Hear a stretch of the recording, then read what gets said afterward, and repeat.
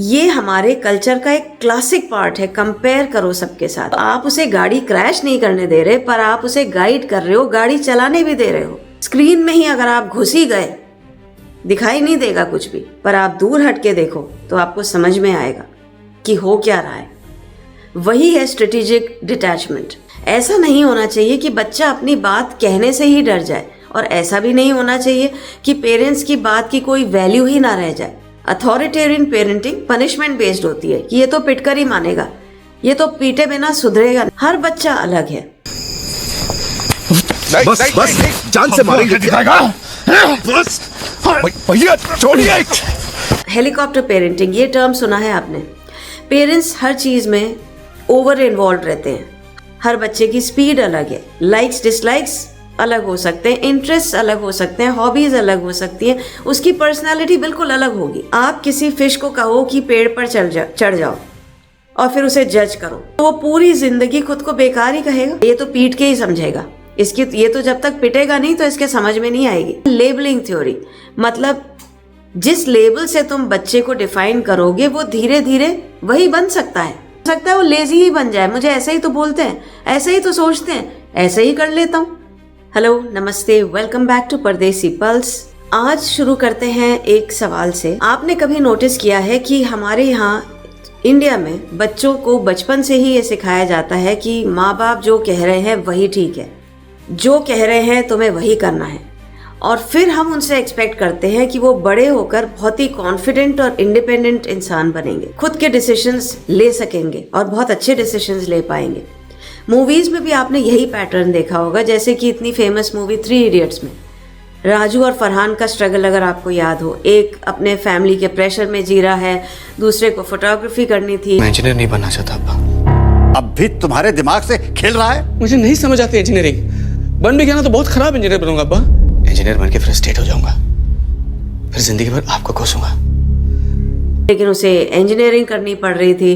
तारे ज़मीं पर ईशान को कहते थे लेजी है, केयरलेस है, देखा ही नहीं, समझा ही नहीं कि डिसलेक्सिया जैसी कोई प्रॉब्लम होती है। उड़ान एक और स्ट्रिक्ट कंट्रोलिंग फादर, एक बच्चा जो अपनी आइडेंटिटी ढूंढना चाहता है। गुंजन सक्सेना, कारगिल गर्ल, जहाँ पर एक तरफ सपोर्टिव फादर था, दूसरी तरफ सोसाइटी की अलग एक्सपेक्टेशंस होती हैं।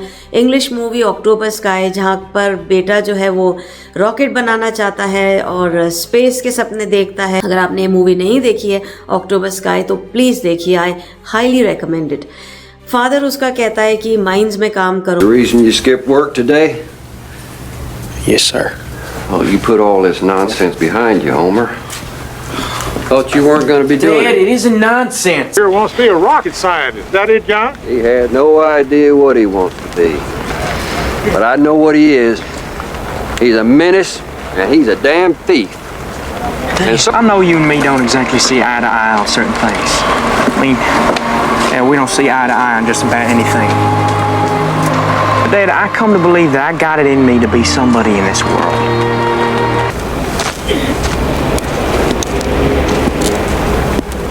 तो यही रियलिटी है। ये सिर्फ मूवीज में नहीं है, ये रियल लाइफ है। ये रियल लाइफ जो है ये रियल लाइफ है। इंडिया में पेरेंटिंग बहुत प्यार से भरी होती है, बहुत प्यार करते हैं हम बच्चों को, बहुत लाड प्यार। लेकिन कभी कभी यही प्यार जो है एक तरह का कंट्रोल बन जाता है। पेरेंटिंग को समझने के लिए एक सिंपल कॉन्सेप्ट है। पेरेंटिंग में 2 चीजें होती हैं, रिस्पॉन्सिवनेस यानी आप बच्चे को कितना समझते हो, और डिमांडिंगनेस यानी कि आप बच्चे से कितना एक्सपेक्ट करते हो और उसे कितना कंट्रोल करते हो। इंडिया में अक्सर क्या होता है, एक्सपेक्टेशंस हाई होती हैं बहुत, अंडरस्टैंडिंग थोड़ी सी कम होती है, और फिर शुरू होता है कंपैरिजन। उनके बेटे को देखो, शर्मा जी के बेटे को देखो, माथुर साहब के बेटे को देखो। अगर तुम एक मछली को, एक फिश को कहोगे कि ट्री पर चढ़ जाओ, वही बात हो गई ना। मछली को कहो पेड़ पे चढ़ जाओ और फिर उसे जज करो, मछली तो पेड़ पर चढ़ ही नहीं पाई, तो वो पूरी जिंदगी खुद को बेकार समझने लगते हैं। एक बहुत ही कॉमन सिचुएशन है, घर में गेस्ट्स आए हैं, मेहमान आए हैं, आंटी अंकल आए हैं, अरे गेस्ट आए हैं, अरे और रिश्तेदार आए हैं, जाओ उनके साथ बैठो, थोड़ी सी बातें करो, रूड मत बनो। लेकिन अगर बच्चा इंट्रोवर्ट है, अगर उसका मन नहीं है या उसकी अपनी कोई प्रॉब्लम है, वो नहीं बैठना चाह रहा, इसका मतलब ये नहीं कि डिसरिस्पेक्ट हो गई। बातचीत करनी चाहिए, साथ बैठना चाहिए, वो भी गलत नहीं है। पेरेंट्स का इंटेंशन कुछ और होता है, लेकिन ना कह देना भी डिसरिस्पेक्ट नहीं होता, कभी कभी वो सेल्फ अवेयरनेस होती है। और यही वो जगह है जहाँ पेरेंटिंग टॉक्सिक बनने लग जाती है। टॉक्सिक पेरेंटिंग क्या है? जब प्यार के साथ साथ कंट्रोल करो, गिल्ट और प्रेशर की फीलिंग आए बच्चों में, हर बात पर कंपैरिजन, फीलिंग्स को डिसमिस कर देना, प्यार को कंडीशंस से जोड़ना, हर डिसीजन को कंट्रोल करने की कोशिश करना, बार बार लेबलिंग करना, तुम तो रूड हो, तुम तो लेजी हो, तुम तो कुछ करते ही नहीं। आप एक उसे लेबल दे देते हैं, बच्चा वैसा ही अपने आप को मानने लगेगा। इंटरजेनरेशनल ट्रांसमिशन, जिसका मतलब है हमारे पेरेंट्स ऐसे थे इसलिए हम भी ऐसे ही हैं, हमें ऐसा ही बनना है। अगर इसे मेरे घर में रहना है, मेरा कमाया हुआ खाना है, पहनना है, तो मेरे हिसाब से रहना पड़ेगा। लेकिन मुझे फैक्ट्री में काम नहीं करना। तुमसे पूछा कोई? पूछा कोई? बोल क्या रहे हो? बेग घुमा के चमाट देंगे, आंखें ऊपर कर बाहर आ जाएगी। आंखें नीचे करो, खाना खाओ, चलो। हिम्मत देखिए इसकी जी भी। हम ऐसी हरकत करते तो बाबूजी क्या करते हमारे साथ? स्टील के साथ साथ हमारी हड्डी भी गला देते भट्टी में। और अगर इंडिया के सबसे अच्छे स्कूल से लात मार कर निकाल दिया होता हमको, तो पता है क्या करते? पहले तो घर में घुसना नहीं, रास्ते पे रहो, अपने पैरों पर खड़े हो, 4 पैसा कमाओ, फिर घर की तरफ मुंह करो। और अगर तुमने अपनी बदतमीजी नहीं छोड़ी तो तुम्हारे साथ भी यही सलूक करेंगे। लेकिन प्रॉब्लम यह है, दुनिया बदल चुकी है। आज का बच्चा ज्यादा अवेयर है, ज्यादा एक्सपोज्ड है और अपनी आइडेंटिटी को समझना चाहता है। अब एक इंटरेस्टिंग बात, कुछ ही दिन पहले मैंने राज शमानी की एक स्टेटमेंट पर एक वीडियो बनाया था और उन्होंने कहा था कि think like your parents were dead, something like that. फिर सोचो कि तुम क्या करोगे। पहली बार सुनने में बहुत पावरफुल लगता है, फ्रीडम है, नो प्रेशर, नो फियर। लेकिन अगर हम इसे गलत तरीके से ले जाएं तो ये फैमिलीज को तोड़ भी सकता है। फ्रीडम का मतलब ये नहीं है कि हम अपने पेरेंट्स से डिटैच हो जाएं, और रिस्पेक्ट का मतलब ये नहीं है कि बच्चे की आवाज ही दबा दी जाए। बैलेंस कहाँ पर है? एक तरफ इंडिविजुअलिज्म, मैं क्या चाहता हूँ, दूसरी तरफ कलेक्टिविज्म, फैमिली क्या चाहती है। इंडिया में फैमिली स्ट्रांग है, वेस्ट में इंडिविजुअलिटी स्ट्रांग है। लेकिन आइडियल क्या है? एक बैलेंस। अब आइडियल पेरेंटिंग है क्या? परफेक्ट होना नहीं, अवेयर और बैलेंस्ड होना। अथॉरिटेटिव पेरेंटिंग रियल लाइफ में कैसी दिखती है? ये बच्चा बोल सकता है मुझे ये नहीं पसंद, मुझे ये नहीं करना, और पेरेंट्स सुनते हैं ये बात। रूल्स होते हैं लेकिन उन्हें एक्सप्लेन भी किया जाता है, डिसिप्लिन भी होता है, लेकिन इंसल्ट नहीं होती, डिसरिस्पेक्ट नहीं होता, इंसल्ट नहीं होती, डिस्कशन होता है, डोमिनेशन नहीं। बेटे तुम्हारा वो प्रोफेशनल कैमरा कितने का आएगा? इस लैपटॉप के अगेंस्ट आ जाएगा ना? अगर और पैसे लगे तो मांग लेना बेटा।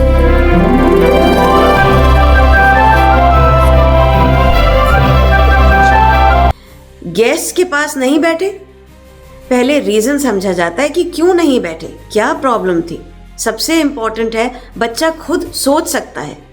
इसे कहते हैं साइकोलॉजिकल ऑटोनॉमी। एक सिंपल सा फर्क है जिसको टॉक्सिक पेरेंटिंग कहती है तुम्हें यही बनना है, तुम्हें यही करना है जो हम कह रहे हैं। आइडियल पेरेंटिंग कहती है तुम जो बनना चाहते हो, जो करना चाहते हो वो करो, हम तुम्हारे साथ हैं। उसे आप गाइड कर सकते हैं, कंट्रोल नहीं। वेस्टर्न पेरेंटिंग से आप क्या सीख सकते हैं? इंडिविजुअलिटी, इंडिविजुअलिटी, रिस्पेक्ट करना, बच्चों को एक्सप्रेस करने देना। इंडियन पेरेंटिंग की ताकत क्या है? Strong family support, family values, connection. Ideal क्या है?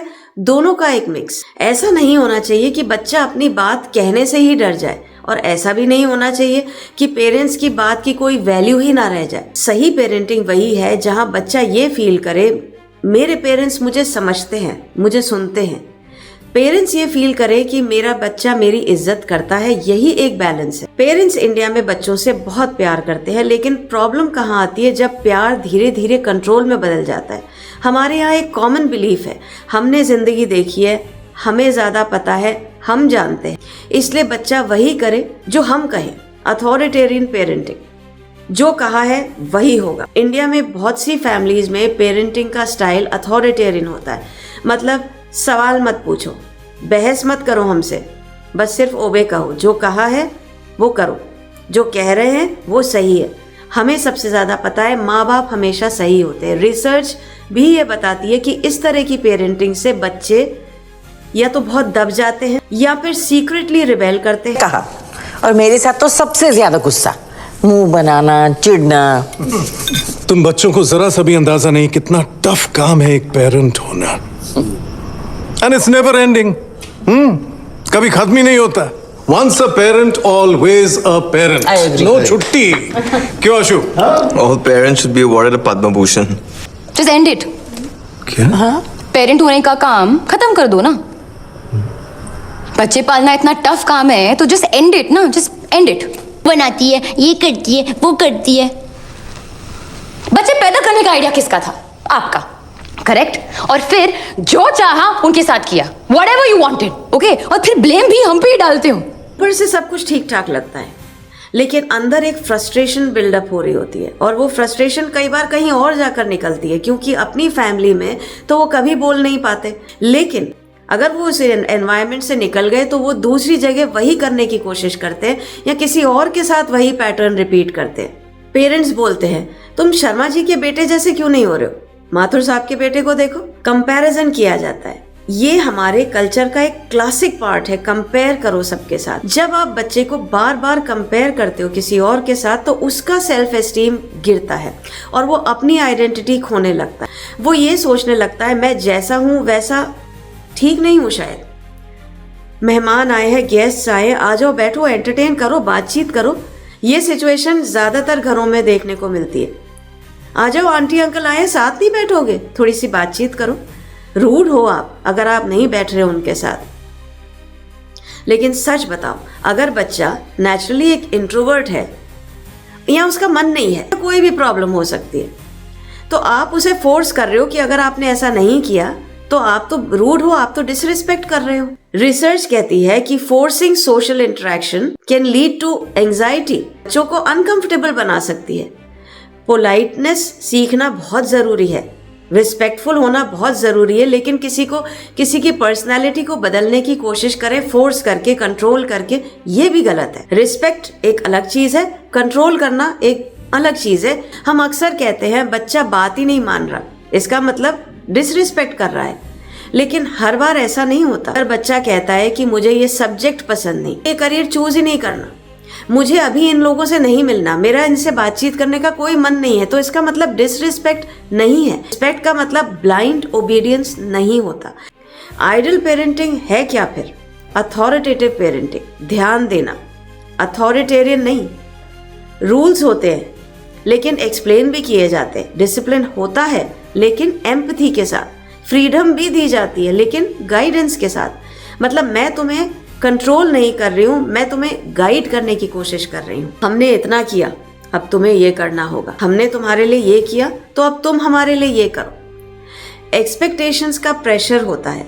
इंडियन पेरेंट्स ज़्यादातर सैक्रिफाइस करते हैं, बहुत कुछ छोड़ देते हैं बच्चों के लिए, लेकिन प्रॉब्लम तब होती है जब ये एक्सपेक्टेशंस बन जाती है कि हमने तुम्हारे लिए ये किया, अब तुम वही करो जो हम चाहते हैं। ये कोई प्रोजेक्ट नहीं है कि बच्चे को आपको इस तरह का बनाना है, आप क्रिएट कर रहे हो वो क्या करेगा क्या नहीं करेगा, कब नहीं करेगा, किससे मिलेगा किससे नहीं मिलेगा।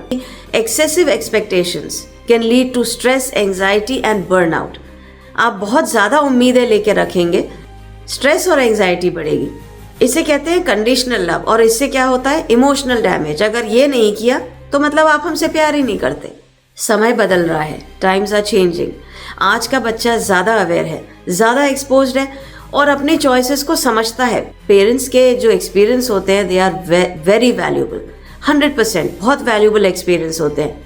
लेकिन क्योंकि दुनिया बदल चुकी है, वो रास्ता जो शायद पेरेंट्स के लिए ठीक था ज़रूरी नहीं वो बच्चों के लिए ठीक हो। वेस्टर्न पेरेंटिंग और इंडियन पेरेंटिंग अगर हम ये कंपेयर करते हैं तो अक्सर लोग बोलते हैं, कुछ लोग कहते हैं वेस्टर्न पेरेंटिंग बेटर है। अगर हम वेस्टर्न पेरेंट की अच्छाइयों को देखें तो वो इंडिपेंडेंस सिखाती है, बच्चों की इंडिविजुअलिटी रिस्पेक्ट करते हैं, यहाँ पर इमोशनल एक्सप्रेशन को एनकरेज करते हैं। इंडियन पेरेंटिंग की स्ट्रेंथ्स को अगर हम देखें तो फैमिली सपोर्ट सिस्टम होता है, बहुत स्ट्रॉन्ग वैल्यूज होती है, रिस्पेक्ट होता है, बॉन्डिंग होती है, ये सब चीजें सिखाई जाती है। मुश्किल समय में कोई अकेला नहीं होता। लेकिन आइडल क्या है? एक इन दोनों चीजों का जब बैलेंस होता है तब वो एक आइडल पेरेंटिंग होती है। गुड पेरेंटिंग का मतलब ये नहीं है कि बच्चे सारी बातें मानते हैं और पेरेंट्स हर चीज कंट्रोल करें। इसका मतलब ये भी नहीं है कि बच्चा पूरी तरह से फ्री हो जाए बिना किसी गाइडेंस के। असल में गुड पेरेंटिंग का मतलब है कनेक्शन, और कम्युनिकेशन और रिस्पेक्ट, सब कुछ मिलाकर। बच्चों को ये फील होना चाहिए कि मेरे पेरेंट्स मुझे समझते हैं, मुझे कंट्रोल नहीं करते। और पेरेंट्स को ये फील होना चाहिए कि मेरा बच्चा मेरी इज्जत करता है, डरता नहीं है मुझसे, इज्जत करता है। बच्चा सोसाइटी में कैसे बिहेव करना सीखता है, ये फैमिली से शुरू होता है। रिसर्च कहती है फैमिली ही पहला सोशल इंस्टीट्यूशन है जहाँ बच्चा सीखता है अथॉरिटी क्या होती है, रिस्पेक्ट क्या होती है, अपनी आइडेंटिटी कैसे बनाते हैं। अगर यहाँ सिर्फ कंट्रोल मिलेगा तो बच्चा यही सीखेगा। पावर का मतलब कंट्रोल करना, प्यार का मतलब शर्तें रखना, कंडीशंस रखना। इंटरजेनरेशनल ट्रांसमिशन, पीढ़ी दर पीढ़ी चलने वाला पैटर्न आपने नोटिस किया होगा। हमारे पेरेंट्स भी ऐसे ही थे, इसलिए हम भी ऐसे ही हैं। उन्होंने ऐसा किया, हम भी ऐसे ही कर रहे हैं। जी में कहते हैं इंटरजेनरेशनल ट्रांसमिशन मतलब पेरेंटिंग स्टाइल कॉपी होता रहता है जेनरेशंस में। प्रॉब्लम क्या है, आज की जनरेशन की दुनिया अलग है। रिसर्च क्लियरली कहती है कि सेम पेरेंटिंग स्टाइल हर कल्चर और हर समय में काम नहीं करता। अथॉरिटेरियन पेरेंटिंग टॉक्सिक क्यों लगती है आज? पनिशमेंट बेस्ड होती है। अथॉरिटेरियन पेरेंटिंग पनिशमेंट बेस्ड होती है। एक्सप्लेनेशन कम होता है, कंट्रोल ज्यादा होता है। किसी भी बात पे पिटाई कर दी बच्चे की, ये तो पीट के ही समझेगा, इसकी ये तो जब तक पिटेगा नहीं तो इसके समझ में नहीं आएगी। जहाँ ऐसी बातें होती है, कंट्रोल करने की कोशिश होती है और इससे बच्चों में एंजाइटी आ जाती है, लो सेल्फ एस्टीम होता है, हिडन रिबेलियन होता है। मौका मिलते ही वो ये पैटर्न कहीं और यूज करने की कोशिश करता है। हर कल्चर में पेरेंटिंग अलग तरीके से काम करती है। कलेक्टिविस्ट कल्चर्स जैसे कि इंडिया, फैमिली एक्सपेक्टेशंस यहाँ पर बहुत स्ट्रांग होती हैं। रिस्पेक्ट और ओबीडियंस बहुत इंपॉर्टेंट होता है। थोड़ा बहुत अथॉरिटेरियन बिहेवियर यहाँ पे नॉर्मल माना जाता है कि ये तो ऐसा तो होता ही है फैमिलीज में। लेकिन इश्यूज तब आते हैं जब कंट्रोल एक इमोशनल डिस्कनेक्ट बन जाता है। अथॉरिटेरियन पेरेंटिंग से ओबीडियंस बढ़ता है लेकिन सेल्फ एस्टीम गिर सकता है। अथॉरिटेटिव पेरेंटिंग दोनों बैलेंस करता है। अथॉरिटेटिव स्टाइल के अच्छे आउटकम होते हैं, उससे मिलती है emotional stability, better social skills, better academics. एक और टर्म साइकोलॉजिकल ऑटोनॉमी मतलब मेंटल इंडिपेंडेंस। बच्चा खुद सोच सके, खुद डिसाइड कर सके, अपनी आइडेंटिटी बना सके। जब पेरेंट्स हर डिसीजन कंट्रोल करते हैं, क्या पढ़ना है, कब पढ़ना है, किससे मिलना है, कैसे बात करनी है, कैसे बिहेव करना है, तो ऑटोनॉमी डेवलप ही नहीं होती और बाद में यही बच्चा डिसीजंस लेने से डरता है या सडनली रिबेल करता है। अगर आपका बच्चा सिर्फ इंट्रोवर्ट है और आप उसे रूड बोलते हो तो हो सकता है वो सच में सोशली विड्रॉ करने लगे कि मुझे तो ऐसे ही समझते हैं तो ठीक है, मैं ऐसे ही ठीक हूँ। ओवर पेरेंटिंग या हेलीकॉप्टर पेरेंटिंग के बारे में सुना है आपने?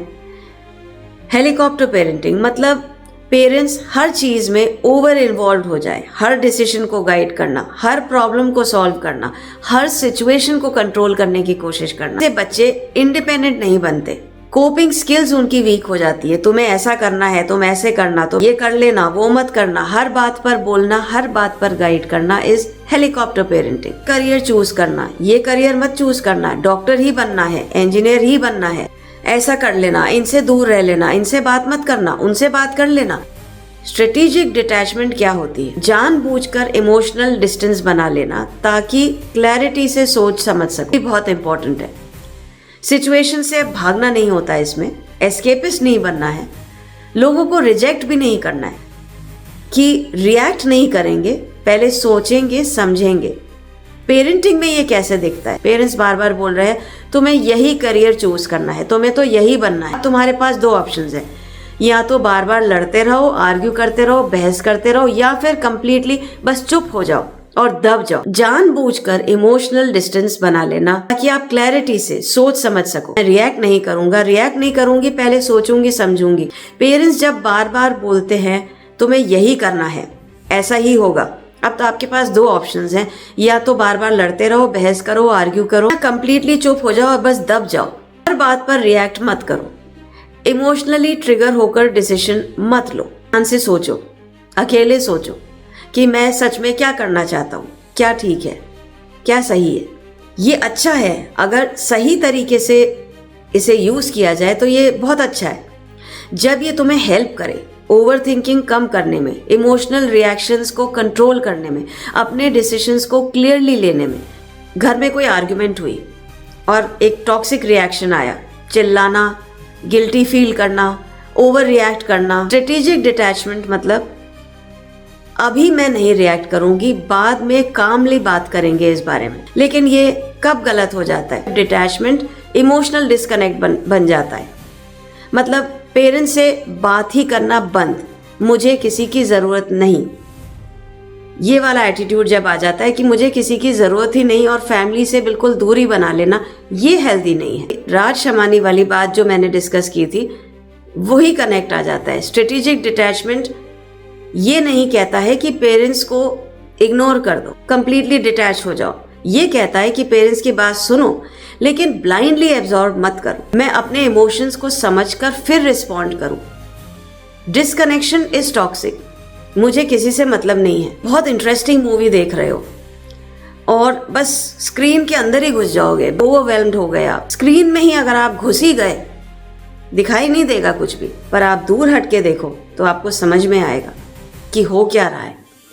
वही है स्ट्रेटेजिक डिटैचमेंट। स्ट्रेटेजिक डिटैचमेंट आपको स्ट्रांग बनाता है, क्लियर सोच सकते हो, आपको क्लैरिटी देता है, अननेसेसरी कॉन्फ्लिक्ट कम करता है। लेकिन अगर ये आपको इमोशनली कोल्ड बना दे या रिलेशनशिप्स को तोड़ने लग जाए तो ये हेल्दी नहीं है। डिटैच होना गलत नहीं है, लेकिन इतना भी डिटैच मत हो जाओ कि अपने लोग पराए ही लगने लगे। पेरेंटिंग का मतलब ये बिल्कुल नहीं है कि बच्चा परफेक्ट बिहेव करे या जो आप करते आए हैं वैसा करे या जो आप नहीं कर पाए हैं वो करे। पेरेंटिंग का मतलब है बच्चा इमोशनली सिक्योर फील करे, वो आपसे बात कर पाए, वो आपके सामने खुल पाए, वो आपके साथ सोच पाए, समझ पाए। जा बेटे अपनी जिंदगी जी। ऐसा सोचो कि तुम्हारे पेरेंट्स है ही नहीं, तो तब आप क्या करते? तब आप डिसीजंस कैसे लेते? क्या करना चाहते? अब सुनने में ऐसा लगता है एम्पावरिंग, वाओ फ्रीडम मिल गया, no pressure no fear. Honestly मुझे थोड़ा सा ये थॉट डेंजरस भी लगा अगर इसे गलत तरह से लिया जाए तो, क्योंकि family as a primary social institution, मतलब फैमिली सिर्फ इमोशनल सपोर्ट नहीं है, ये आपकी आइडेंटिटी है, वैल्यूज हैं, स्टेबिलिटी है, बहुत कुछ शेप करती है।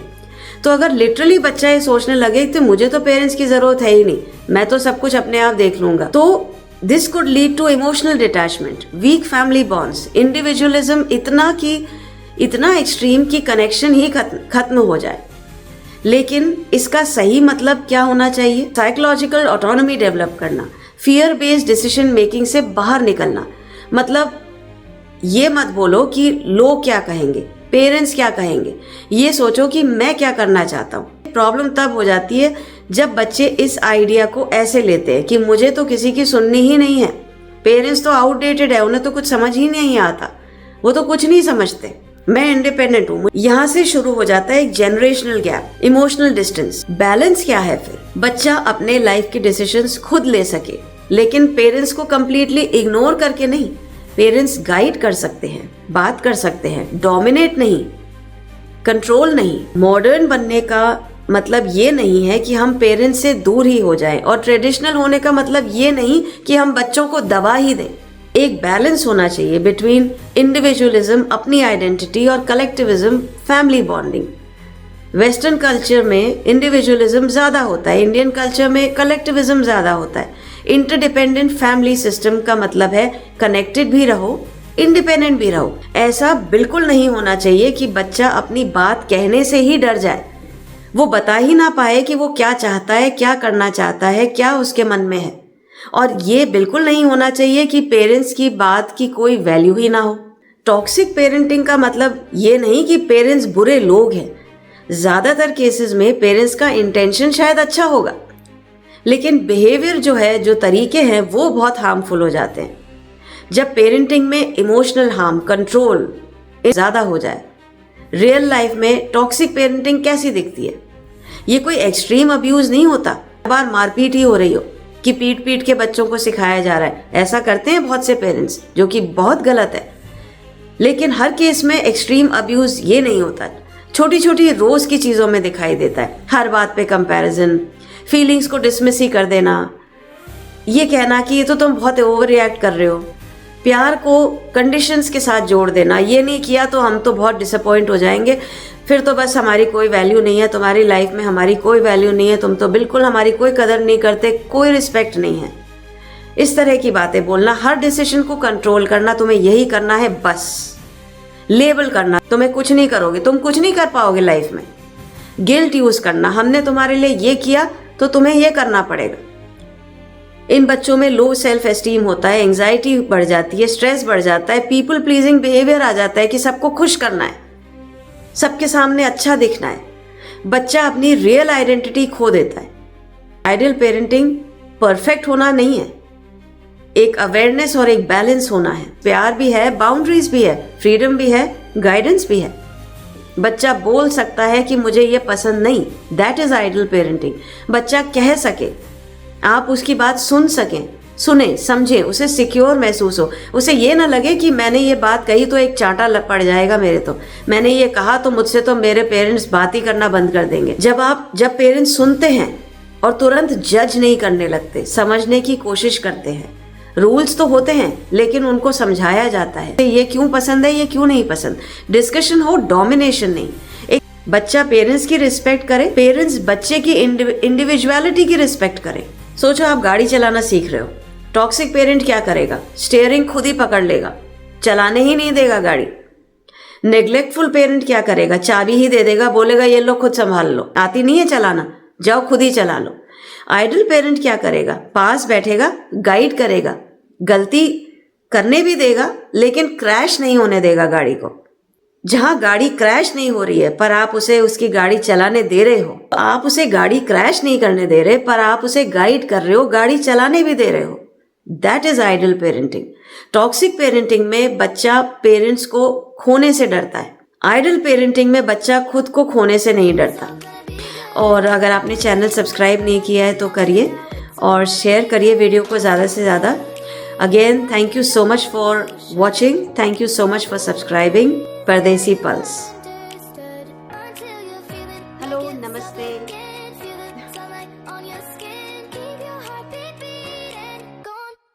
हेलो नमस्ते।